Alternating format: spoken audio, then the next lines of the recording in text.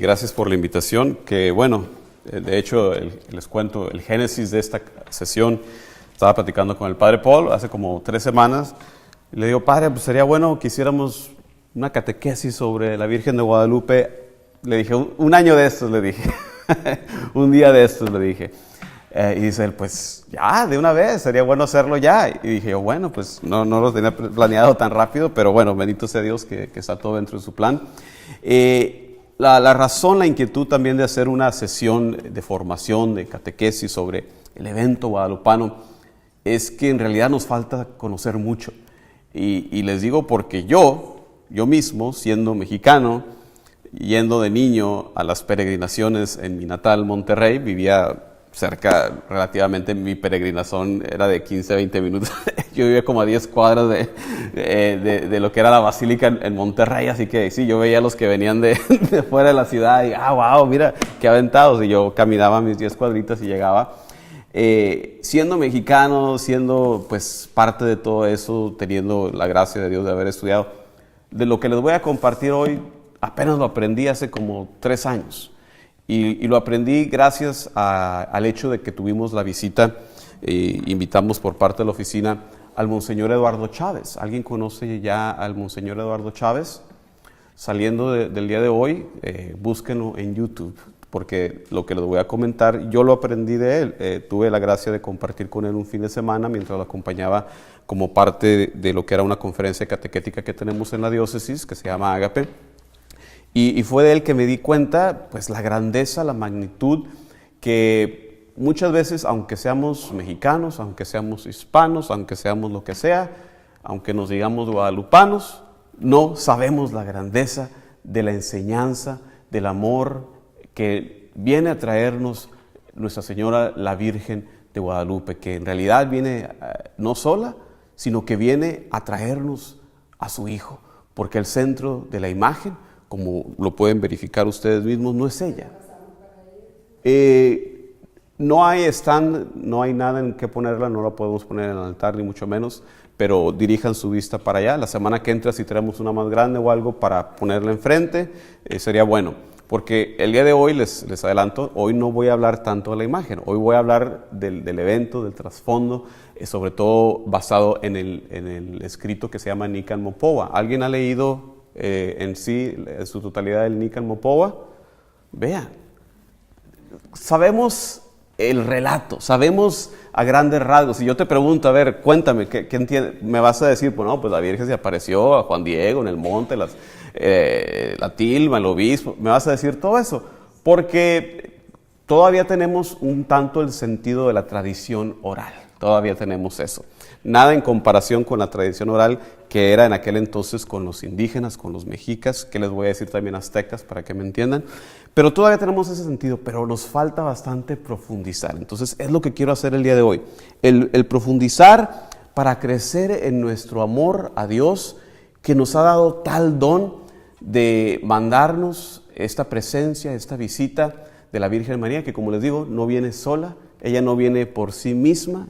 Esa es una de las cualidades tan especiales de esta aparición.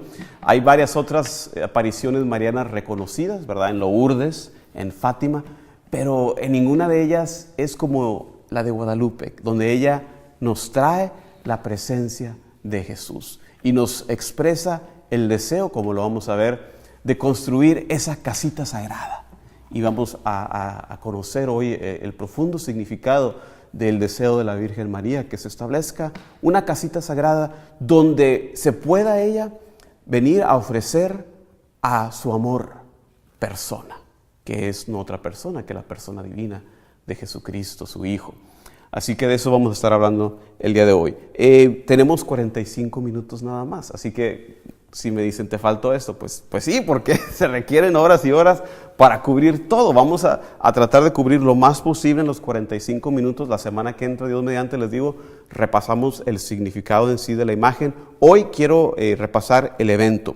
Pero antes de eso, hablar un poco de cómo estaba la situación en aquel entonces. Mexicanos, levanten la mano al grito de guerra. A ver. Muy bien, mexicanos al grito de guerra.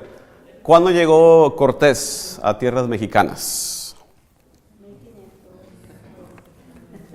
por ahí de principios del siglo XVI. 1523, o sea, 1521 llega, para 1523 se da la toma de la ciudad, capital, Tenochtitlán, agosto de 1523. Cuando sucede la conquista, como ustedes saben, cesan los sacrificios humanos, ¿verdad? Los españoles, los frailes que llegaron, obviamente horrorizados ante estos sacrificios, como tú y yo estaríamos horrorizados si alguien el día de hoy viene y sobre una mesa, sobre un altar, le abre el pecho a alguien, saca el corazón y le saca la sangre. Claro, los españoles lo consideran como algo satánico, propiamente, pero hay que entender que el propósito de los aztecas no era por hacer algo malo. El propósito que tenían ellos era de hacer ese sacrificio a sus dioses. ¿Para qué? Para que continuara la vida, para que saliera el sol. Ellos creían que si no hacían estos sacrificios, el sol no iba a salir. Si no sacrificaban al dios Tlaloc, que era el dios de la lluvia, pues no iban a venir las lluvias. Entonces ellos tenían ese sentido de que tenían que realizar esos sacrificios para que continuara la vida. Es lo que pasa con el corazón humano. En todas las culturas que tú revises, en la gran mayoría de ellas, si no todas, hay algún elemento de sacrificio. Y el día de hoy lo tenemos nosotros expresado. Nosotros como católicos tenemos la plenitud revelada del sacrificio único de Jesucristo, que viene a cumplir todas esas sombras, todas esas figuras que se dieron antes. Entonces, ¿cuál era la situación en México antes de la llegada de la Virgen de Guadalupe? Como les contaba, llega Hernán Cortés, conquista, se da la toma de México, cesan los sacrificios. El pueblo azteca, el pueblo mexica, obviamente, imagínense ustedes la situación en que estaban. Cesan los sacrificios y ¿qué pasa? Continúa la vida. El sol sale de cualquier manera. La lluvia se da de cualquier manera. Entonces, imagínate la crisis en la persona del indígena, de las personas indígenas. Las madres que habían entregado a sus hijos para ser sacrificados. Porque nos cuenta el Monseñor Eduardo Chávez que los aztecas daban sus padres a sus niños de 4 años, chiquititos, a ser sacrificados al dios Tlaloc. ¿De qué manera los sacrificaban?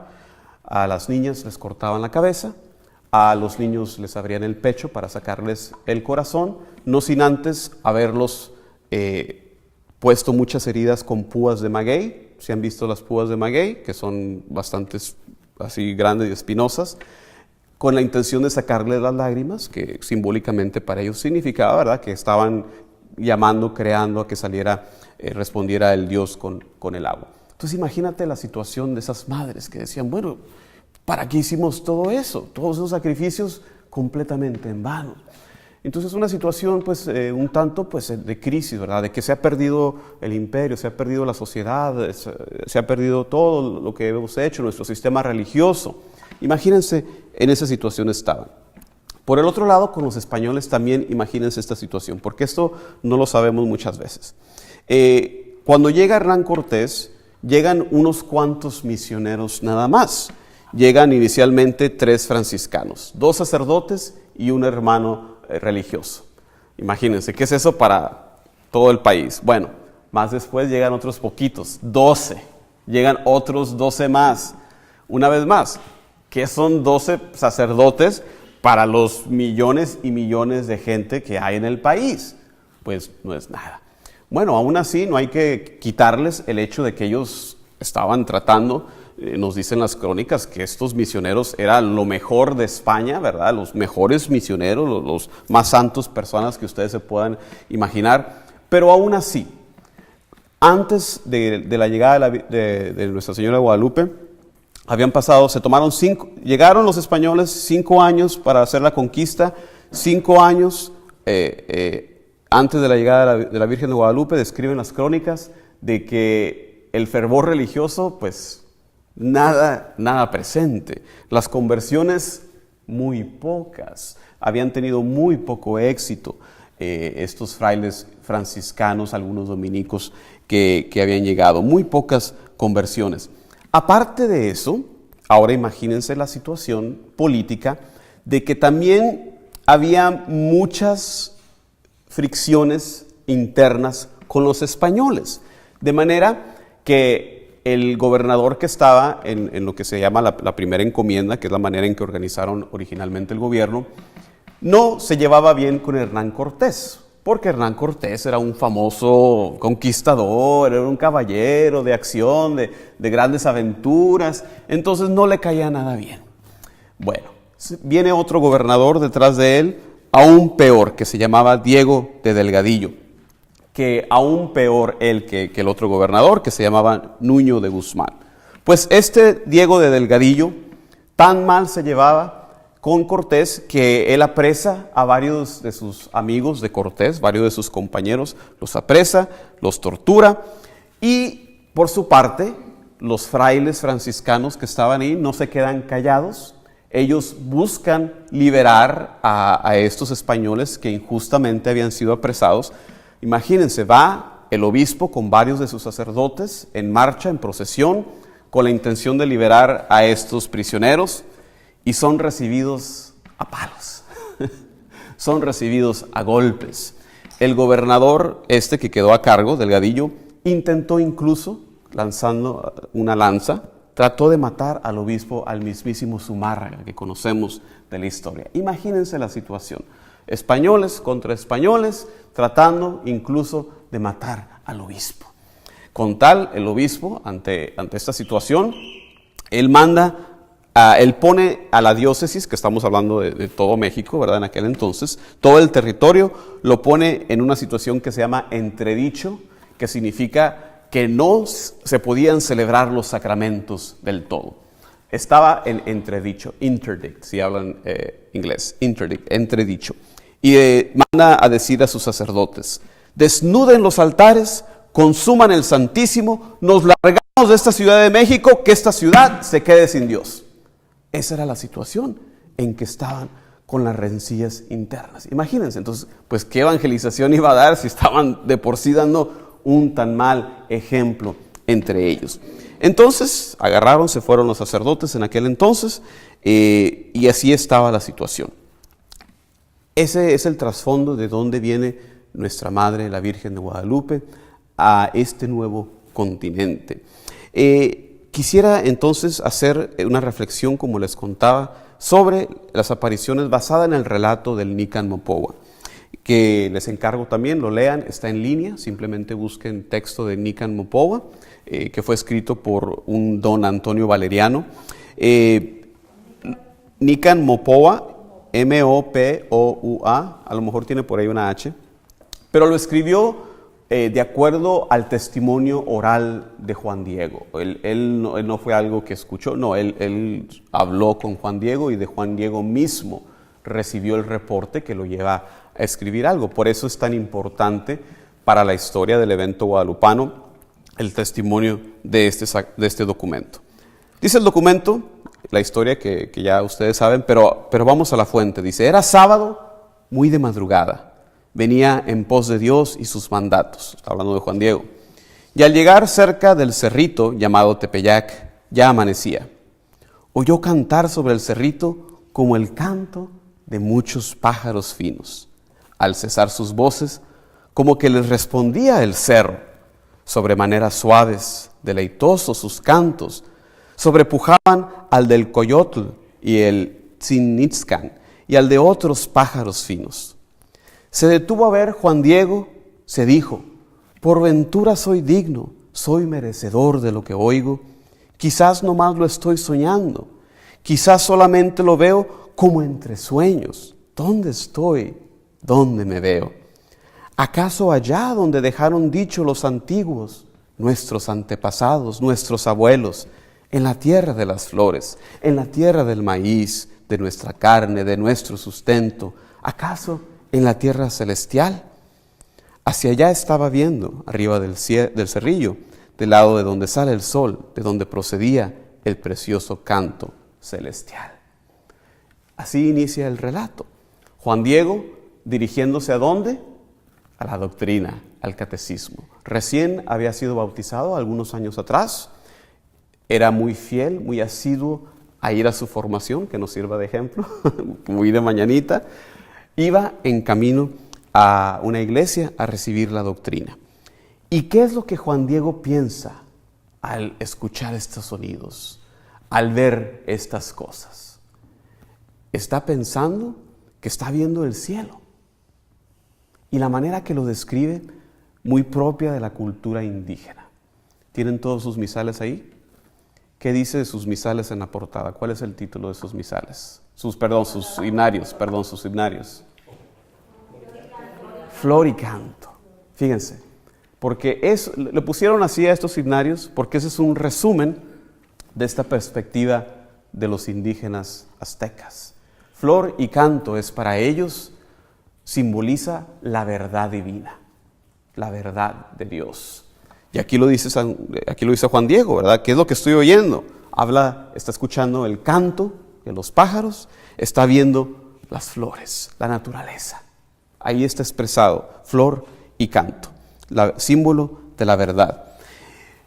Un aspecto muy importante del evento de Guadalupe, que nos enseñan los papas, Papa Benedicto y también los documentos de Puebla, del hecho de que se trata de la venida de la Virgen de Guadalupe, una inculturación perfecta, inculturación del Evangelio perfecta. ¿Qué significa eso? Que nuestra Madre, la siempre Virgen María, toma lo mejor y lo verdadero de la cultura, ¿verdad? Para llevarla, para guiarla hacia Dios. Eso es lo que significa la inculturación, que se implante el Evangelio en una cultura tomando lo bueno y lo verdadero. Que en toda cultura hay algo de bueno. No todo, ¿verdad? Obviamente los sacrificios, algo muy, muy distorsionado. Pero vemos en la visión de San Juan Diego, ¿qué nos está diciendo? De los antepasados. Es la manera en que sus antepasados, en que los indígenas veían el cielo. Y eso lo está retomando para que tenga esta experiencia. Continúa el relato. Cuando cesó de pronto el canto, cuando dejó de oírse, entonces oyó que lo llamaban de arriba del cerrillo. Le decían, Juanito, Juan Dieguito. Esa es la manera tan amorosa de Nuestra Señora de dirigirse. Y es una manera muy a la hispana, muy a la latina, ¿verdad? Nuestras culturas, así somos. Todo es diminutivo, todo es chiquito, todo es así, ¿verdad? El padrecito, ¿verdad? El cafecito, el panecito, todo es chiquitito, ¿verdad? Todo lo tenemos así. Pero es la manera en que nosotros nos expresamos. Y vean cómo, ahí empieza lo que les digo, la perfecta inculturación. Porque nuestra Madre habla el idioma y usa las expresiones mismas del lenguaje. Juan Diego, Juan Dieguito, nos muestra la ternura de madre. Nos describe el Nicalmopoa como lucía. Su vestido, y pueden ver la imagen, relucía como el sol, como que reverberaba, y la piedra, el risco en el que estaba de pie, como que lanzaba rayos, lo pueden ver en la imagen. El resplandor de ella como preciosas piedras, como ajorca, todo lo más bello, parecía la tierra como que relumbraba con los resplandores del arco iris en la niebla. Y los mezquites y nopales y las demás hierbecillas que allí se suelen dar, parecían como esmeraldas, como turquesa aparecía su follaje, y su tronco, sus espinas, sus aguacates, relucían como el oro. En su presencia se postró. Escuchó su aliento, su palabra, que era extremadamente glorificadora, sumamente afable, como de quien lo atraía y estimaba mucho. Le dijo, escucha, hijo mío el menor, Juanito, ¿a dónde te diriges? Y él le contesta, mi señora, reina, muchachita mía, allá llegaré a tu casita de México, Tlatelolco, a seguir las cosas de Dios que nos dan, que nos enseñan quiénes son las imágenes de nuestro Señor, nuestros sacerdotes. Vean ustedes, Juan Diego ya la reconoce, se postra, ya la reconoce como una persona de categoría, como reina, como madre de Dios, se postra y le dice, señora, reina, antes de que ella se identificara, antes de que ella le dijera su identidad, Juan Diego, persona de fe, ya sabe descifrar lo que ve en la imagen. y lo que vemos en la imagen les voy a decir eso la semana que entra, así que no dejen de venir la semana que entra. El día de hoy vamos a hablar de la aparición, la semana que entra vamos a hablar de todos los símbolos que están ahí para que también entendamos mejor. Como les decía, se dirigía a la doctrina, al catecismo, el respeto a los sacerdotes. Voy con los que son imágenes de Dios, ¿verdad? Nosotros hablamos de esa manera también, decimos que los sacerdotes actúan in persona Christi, en la persona de Cristo, son imágenes por eso de Cristo. Continúa, le dice a la Virgen, sábelo, ten por cierto, hijo mío el más pequeño, que yo soy la perfecta siempre Virgen Santa María, Madre del verdaderísimo Dios por quien se vive, el creador de las personas, el dueño de la cercanía y de la inmediación, el dueño del cielo, el dueño de la tierra. Mucho deseo que aquí me levanten mi casita sagrada, en donde lo mostraré, lo ensalzaré al ponerlo de manifiesto. Lo daré a las gentes en todo mi amor persona, en mi mirada compasiva, en mi auxilio, en mi salvación, porque yo en verdad soy vuestra madre compasiva, tuya y de todos los hombres que en esta tierra estáis en uno. Y de las demás variadas estirpes de hombres, mis amadores, los que a mí clamen, los que me busquen, los que confíen en mí, porque ahí les escucharé su llanto, su tristeza, para remediar, para curar todos sus diferentes penas, sus miserias, sus dolores. Más adelante, vamos a saltar de hecho continúo. Y para realizarlo, lo que pretende mi compasiva mirada misericordiosa, ¿qué tienes que hacer? Anda al palacio del obispo de México y le dirás que cómo yo te envío, para que le descubras cómo mucho deseo que aquí me provea de una casa, me erija en el llano mi templo. Todo le contarás cuando has visto y admirado todo lo que has oído. Y ten por seguro que mucho lo agradeceré y lo pagaré, que por ello te enriqueceré, te glorificaré, y mucho de ahí merecerás con que yo retribuya tu cansancio, tu servicio, que vas a solicitar el asunto que te envío. Ya has oído, hijo mío, el menor, mi aliento, mi palabra, anda, haz lo que esté de tu parte. Es la primera parte del mensaje, donde le da parte de su identidad. Soy la perfecta, siempre Virgen Santa María. Como vamos a ver más adelante, la Virgen no se identifica a San Juan Diego como Guadalupe todavía. Eso es muy importante, vamos a ver con quién se identifica. Pero vean muy bien, como les iba diciendo, lo que le pide. ¿Qué le pide? Que le levanten una casita sagrada, que significa, ya lo sabemos, un templo. ¿Para ella? No, obviamente no. ¿Qué es lo que dice ella? ¿Para quién es el templo? ¿Para quién es la casita sagrada? Donde lo mostraré, está hablando de Jesús, en donde lo mostraré, lo ensalzaré, lo pondré de manifiesto. El deseo de la Virgen de Guadalupe no es otra cosa que traernos a su Hijo.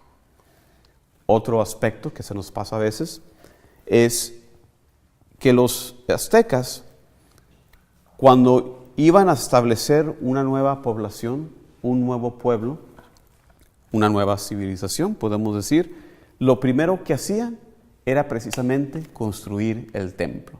No hacían otra cosa para comenzar ese poblado sin antes haber erigido al menos el primer nivel del templo. Ustedes han visto los templos de los indígenas, tienen varios niveles, o sea que después lo iban construyendo, pero siempre establecían primero el templo, porque ahí está la llave del significado tan profundo también de lo que viene a ser la Virgen de Guadalupe.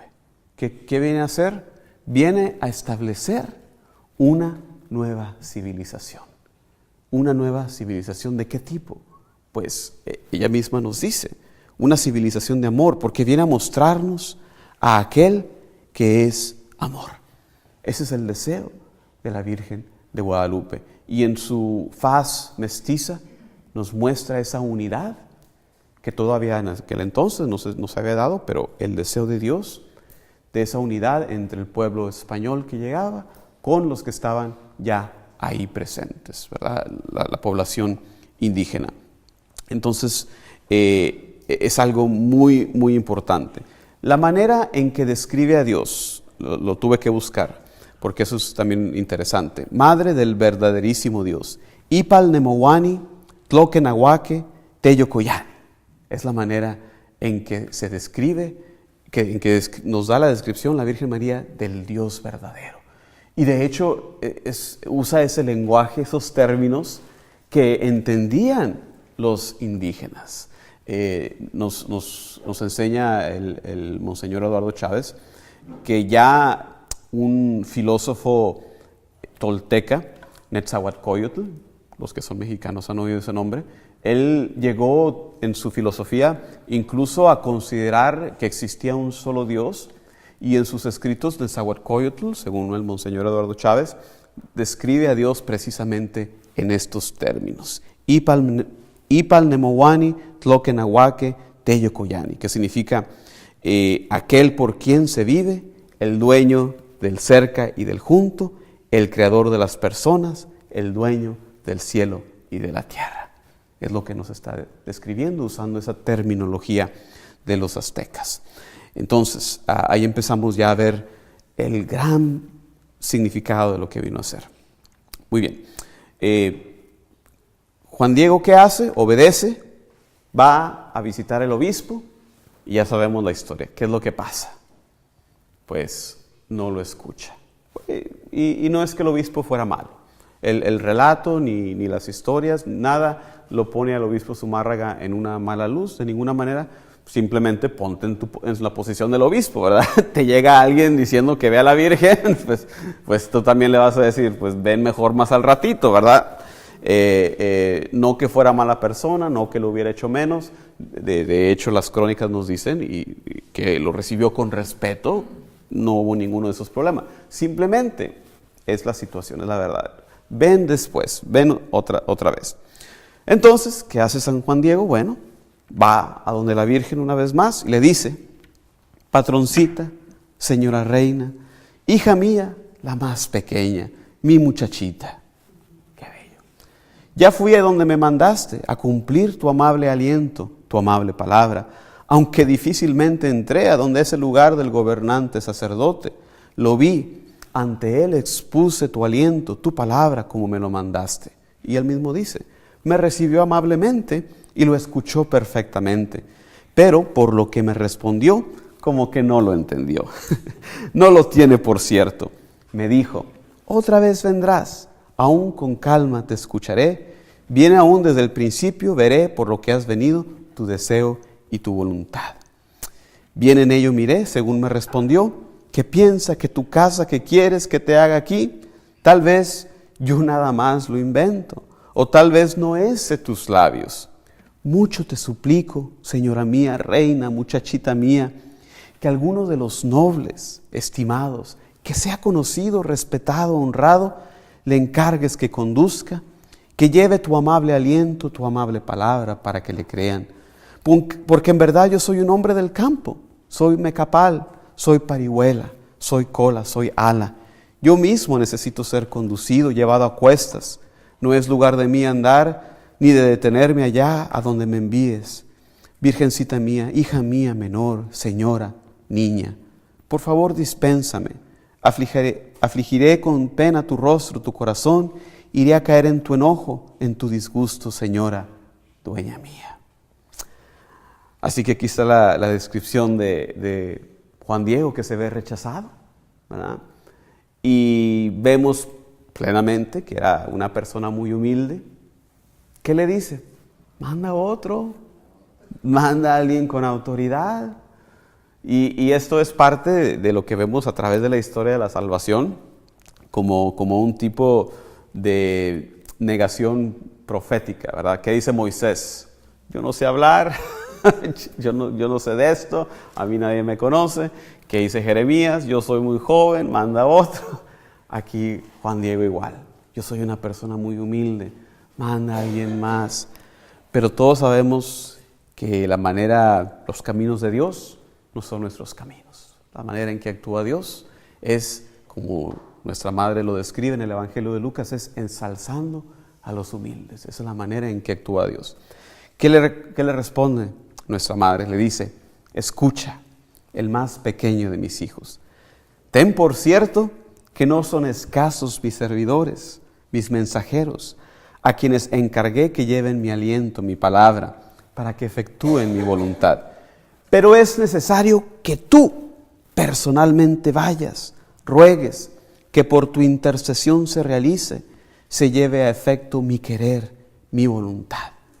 Y mucho te ruego, hijo mío el menor, y con rigor te mando, que otra vez vayas mañana a ver al obispo, y de mi parte hazle saber, hazle oír mi querer, mi voluntad, para que realice, haga mi templo que le pido.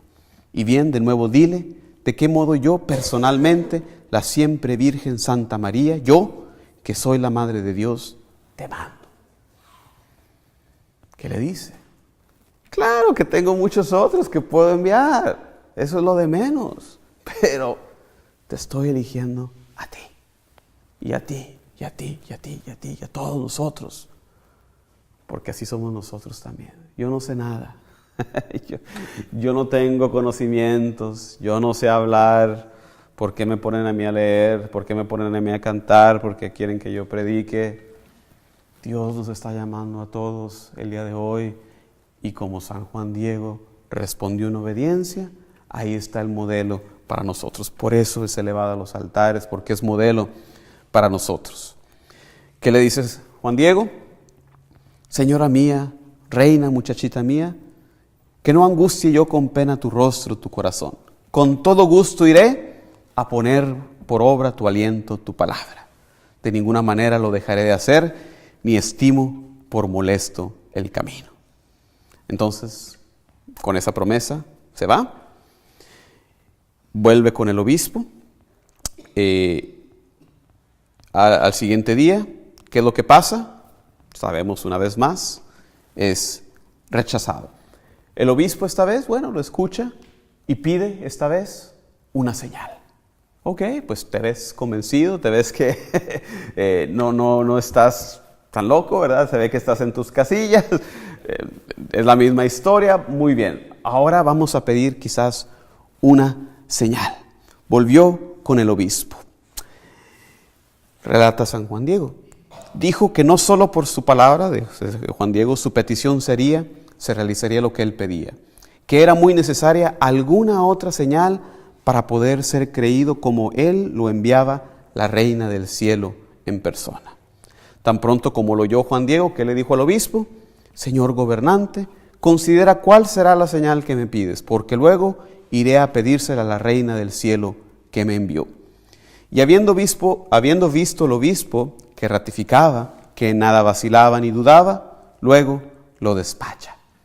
Y luego sucede algo interesante, porque el obispo le pide a varios de sus sirvientes, un par de sus achichincles, como decimos, que fueran y siguieran a Juan Diego, pues para ver si era cierto, para corroborar pues a dónde iba o qué estaría fumando, yo no sé, ¿verdad?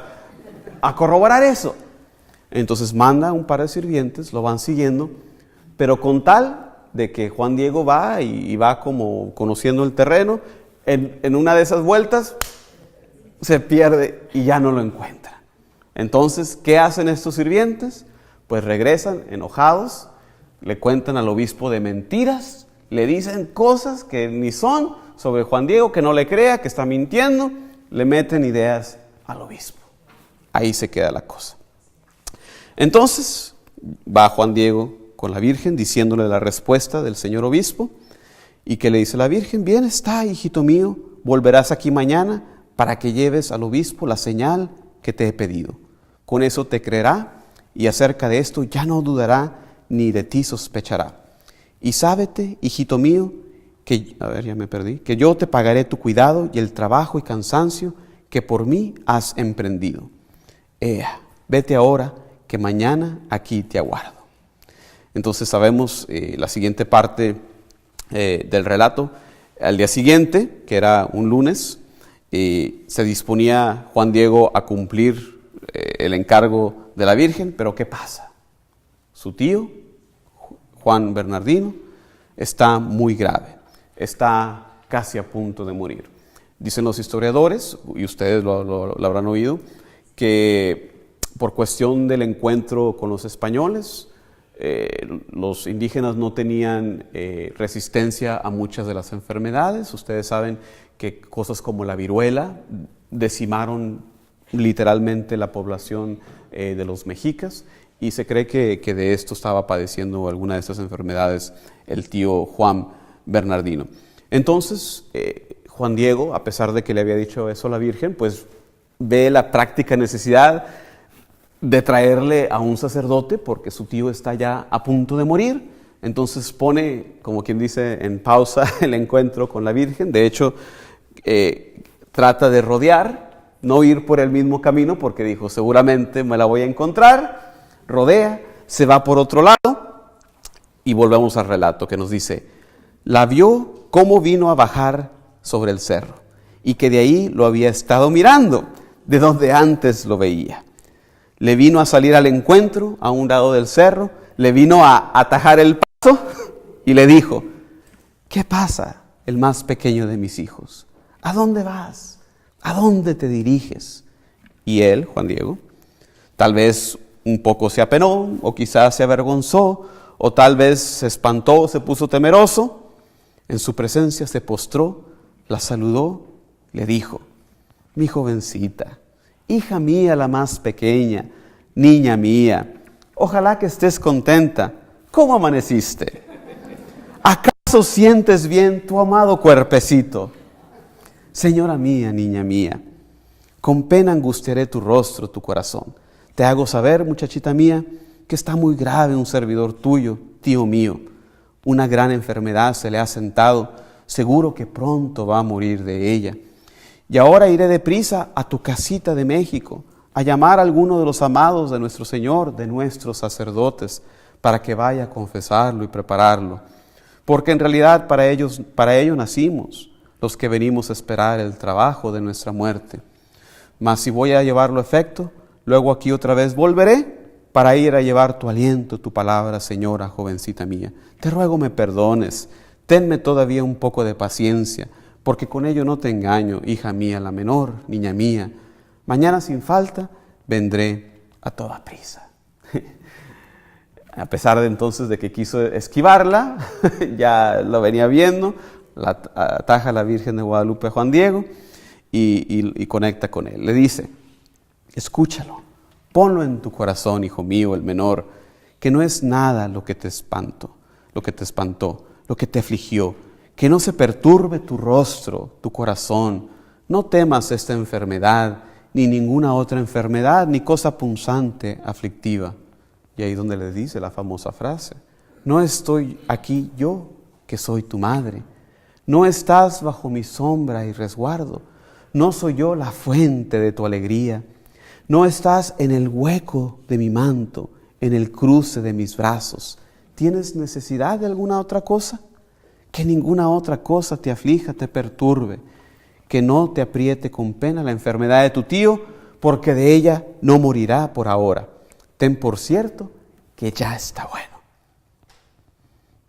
Y se sabe, ¿verdad?, que en aquel mismo momento en que estaba teniendo Juan Diego ese encuentro con la Virgen de Guadalupe, su tío al mismo tiempo estaba también teniendo su propio encuentro con la Virgen de Guadalupe.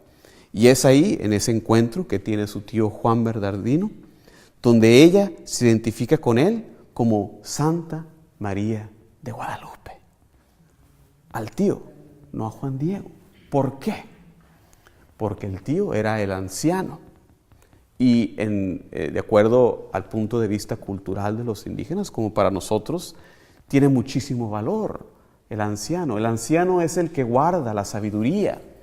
En una cultura donde se transmite todo vía la historia oral, los ancianos son los que guardan la historia del pueblo, los portadores, los que continúan esa cultura.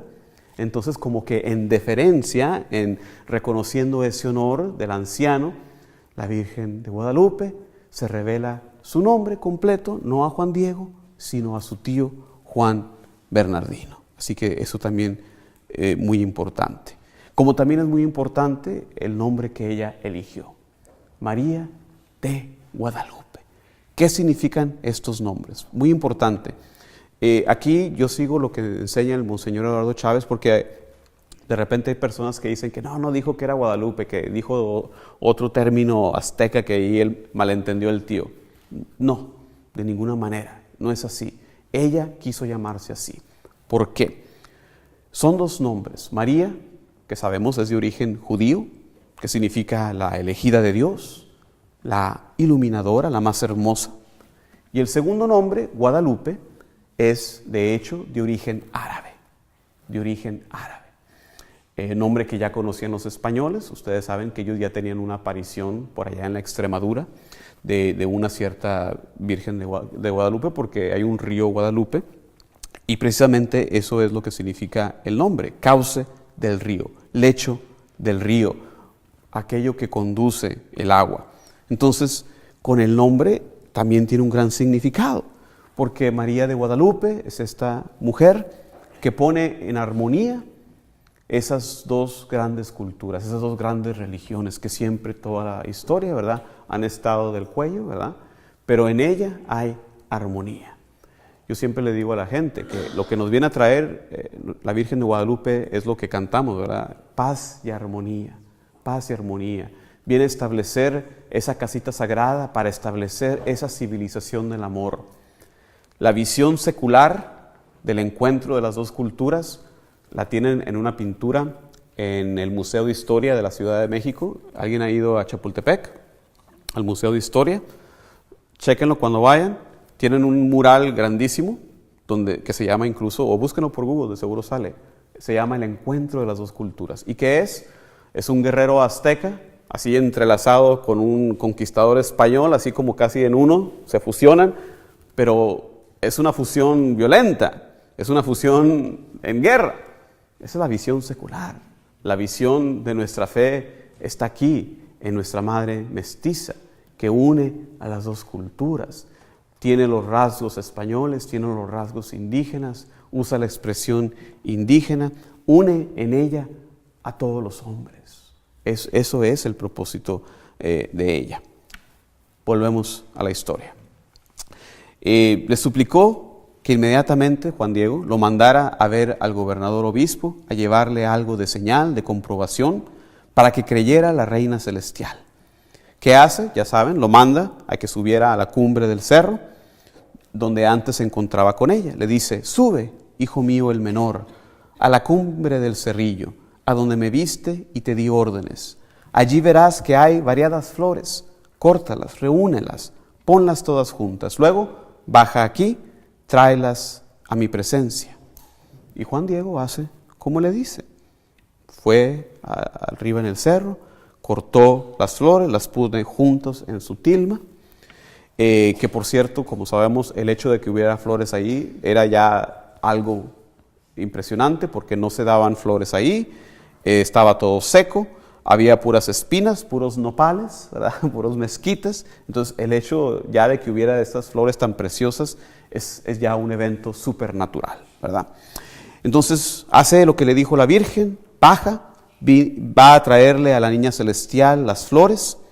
Cuando las ve la Virgen, con sus venerables manos, nos dice el relato, las tomó, luego las vino a poner juntas en el hueco de su ayate y le dijo: mi hijito menor, estas diversas flores son la prueba, la señal que llevarás al obispo de mi parte. Le dirás que vea en ellas mi deseo y que por ello realice mi querer, mi voluntad. Y tú eres mi mensajero. En ti absolutamente se deposita mi confianza. Y mucho te mando con rigor que nada más a solas, en la presencia del obispo, extiendas tu ayate y le enseñes lo que llevas. Y le contarás todo puntualmente, le dirás que te mandé que subieras a la cumbre del cerrito a cortar flores y cada cosa que viste y admiraste, para que puedas convencer al gobernante sacerdote, para que luego ponga lo que está de su parte para que se haga, se levante mi templo que he pedido. Entonces, como ya sabemos la historia, va Juan Diego, pide ver al obispo. Una vez más, los sirvientes malos lo dejan ahí esperando. Dicen que mínimo estuvo ahí esperando como hora y media. Ven que está guardando algo en su tilma, en su ayate. Le piden: pues, ¿qué traes ahí?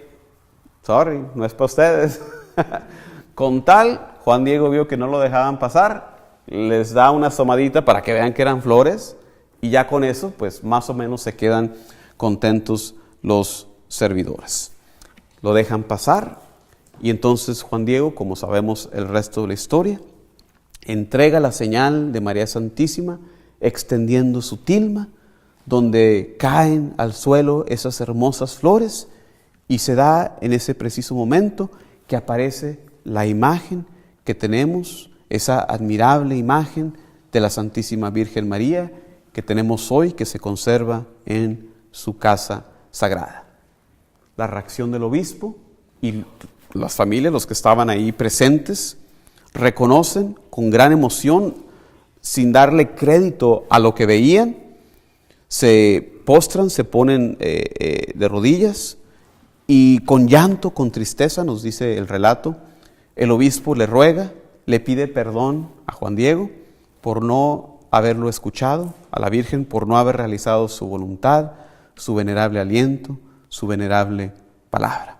Después el obispo confirma también lo que había sucedido con su tío Juan Bernardino, el encuentro que también él tuvo con la Virgen, en el preciso momento en que la Virgen le hablaba a Juan Diego de él, y que le había dado el título de la perfecta Virgen Santa María de Guadalupe.